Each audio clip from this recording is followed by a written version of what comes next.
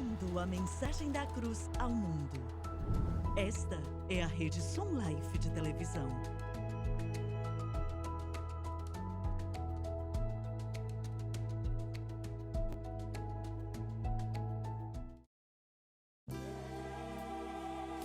Bem-vindo a um estudo na palavra, uma série de estudos bíblicos focalizados na cruz de Cristo.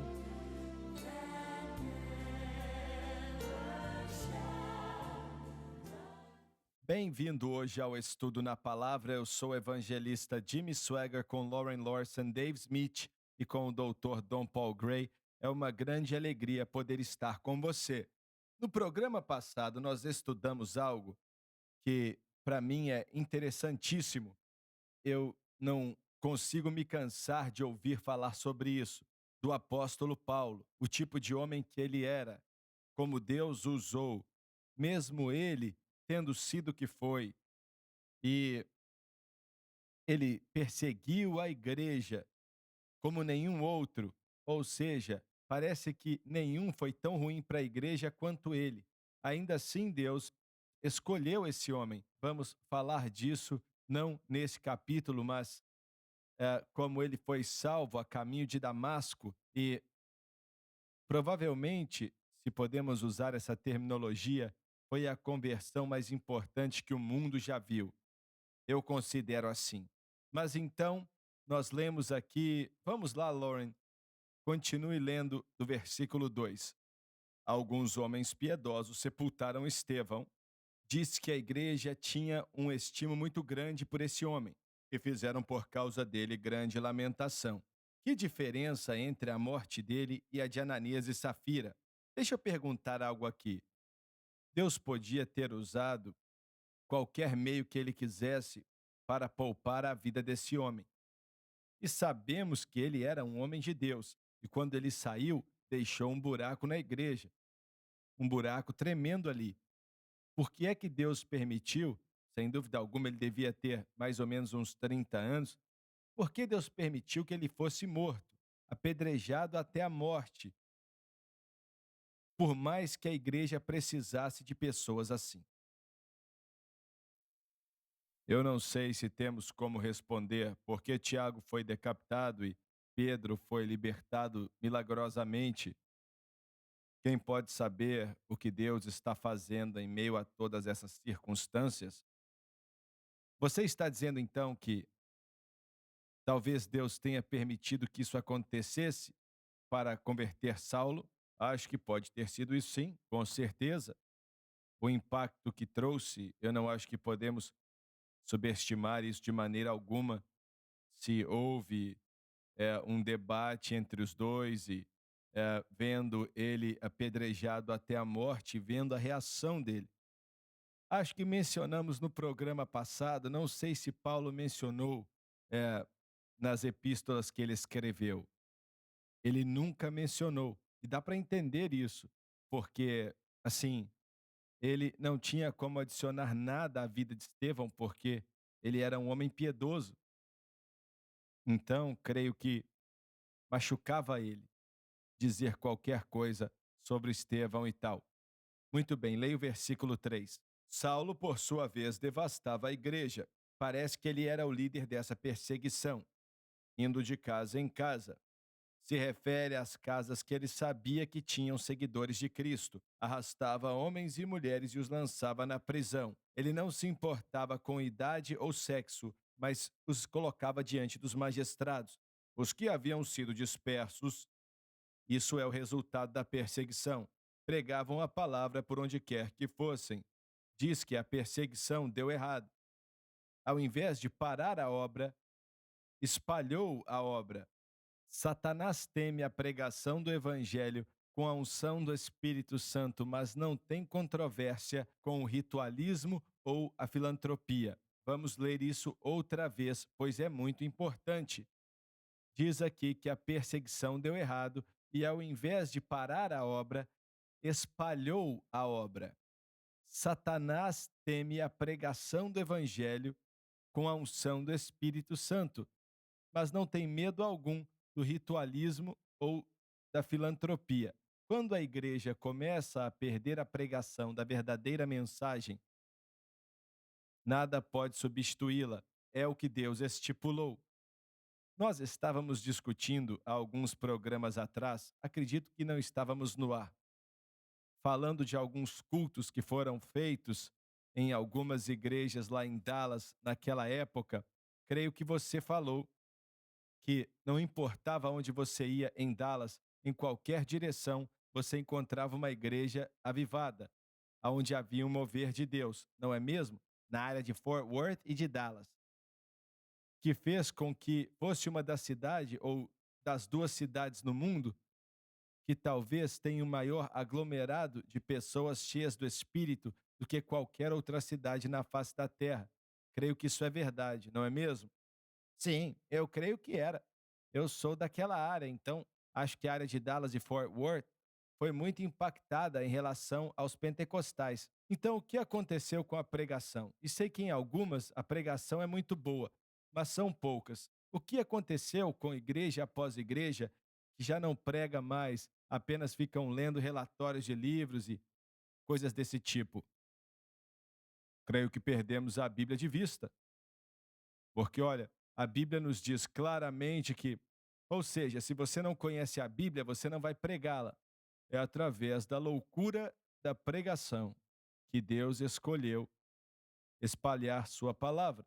E todos os dons que temos em relação ao chamado do apóstolo, profeta, do evangelista, do pastor, do mestre, são dons verbais. São os dons que tem que treinar a igreja. Então, pregar e ensinar é o meio pelo qual Deus constrói sua igreja. E quando não acreditamos nisso, quando a pregação já não está mais na moda, quando já não temos mais uma pregação ou proclamação de um texto dentro de uma igreja, você perdeu o propósito da igreja existir. Não há por que o Espírito Santo se mover. Ninguém é atraído a Cristo, pois você não está proclamando que o mundo está perdido, ele é pecaminoso e precisa de um Salvador. Não existe edificação sobre como viver para Deus simplesmente porque estamos falando de quantas garrafas de água vamos passar semana que vem, ou o bem que vamos trazer para a comunidade. Não tem nada de errado com isso. Mas o propósito da igreja é pregar o evangelho, ide por todo o mundo, em todo o país, pregando o evangelho para toda criatura. Esse é o mandamento, a grande comissão. Você pode pregar sem paixão? Não, não. Temo que muitos púlpitos não têm paixão. Olha, irmão Gray, você pode pregar sem a informação correta? Não tem jeito. Você vai pregar alguma coisa, não é? Qualquer um prega. Para pregar de maneira que toca o coração das pessoas, você precisa do Espírito Santo. Senão, não tem jeito. Ontem à noite eu ouvi uma pregação na televisão. A dona me chamou ontem e falou: ouvi essa mensagem e quero que você escute. E vou mencionar o nome da pessoa porque foi poderoso. Ele estava pregando na Igreja de Deus, na Assembleia de Orlando, Jensen Franklin. Eu já ouvi o Jensen pregar antes, e ele é um homem da Igreja de Deus e tem um ministério grande, mas ontem à noite ele pregou para a Assembleia e disse para a Igreja de Deus exatamente o que eles tinham que fazer. E eu queria que vocês escutassem esse sermão. Estou falando de uma pregação apaixonada, na palavra, desafiador, com a ênfase nas coisas certas, na fé pentecostal, orando no Espírito, sendo salvo, chamando as pessoas para frente. Maravilhoso. Mas te digo, a maioria das igrejas, estou falando de igrejas pentecostais, não estão fazendo isso. Não, mas olha, graças a Deus pelo que você acabou de mencionar. Glória a Deus por isso. Acho que já ouvi ele na televisão umas 3 ou 4 vezes nos últimos anos. Mas ontem à noite, olha, quando ouvi aquilo, falei para minha esposa: acho que eu vou para a igreja de Deus, porque eu cresci nessa igreja. E amei, porque foi aquela pregação do Espírito Santo que, irmão Suega, acho que você ia amar. Foi aquele culto que eles fazem de 2 em 2 anos? Sim, como o conselho geral, acontece direto em Orlando. muita gente no altar, pessoas desceram. Ele orou com algumas pessoas, falou de muitas coisas diferentes, mas existe uma pregação verdadeira acontecendo hoje. E tem muita pregação boa aqui no Centro Familiar de Adoração também. Sim, mas olha, no geral, o movimento na igreja, eles estão distantes da pregação. Mas sim, existem alguns, como você mencionou, glória a Deus por esse irmão e as pessoas como ele. Mas ao mesmo tempo, ah, não é o normal. Queria poder dizer que é o normal. Houve um dia onde foi o normal, mas não é mais assim. Olha, mas isso vai voltar, porque o avivamento vai trazer isso de volta. Sem avivamento não vai voltar. Amém. Escutei um pregador batista jovem, foi você que me falou dele? Foi você que me falou mesmo? Sim, ele era do Tennessee, na área de Lexington. Eu escutei ele há uns 2 meses atrás e eu pensei, uau, quem é esse cara com 55, 60 anos e pregava com clareza, palavra forte e olha, algo poderoso. E no fim ele falou, vem para a igreja batista. Aí eu pensei, eu iria. Bem, acredito que, e olha, vou dizer, que a pregação que não inclui a cruz como meio de vencer o pecado não pode produzir avivamento, não importa quão antiquada ou até mesmo quão pentecostal ela seja. Não produz avivamento.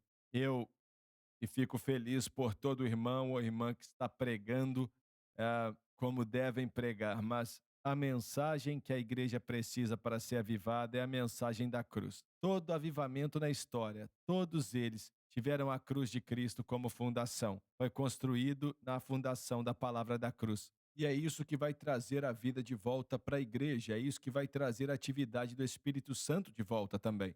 Não existe outra coisa. Então temos que ir além de estilo ou forma e o que gostamos e pregar a verdade. O que pregamos determina o bem-estar da igreja. Paulo disse: pregamos Cristo e ele crucificado. Essa era a mensagem dele e fim de papo. Pronto. Muito bem, versículo. Não, vamos para o intervalo. Vamos lá. Voltamos já.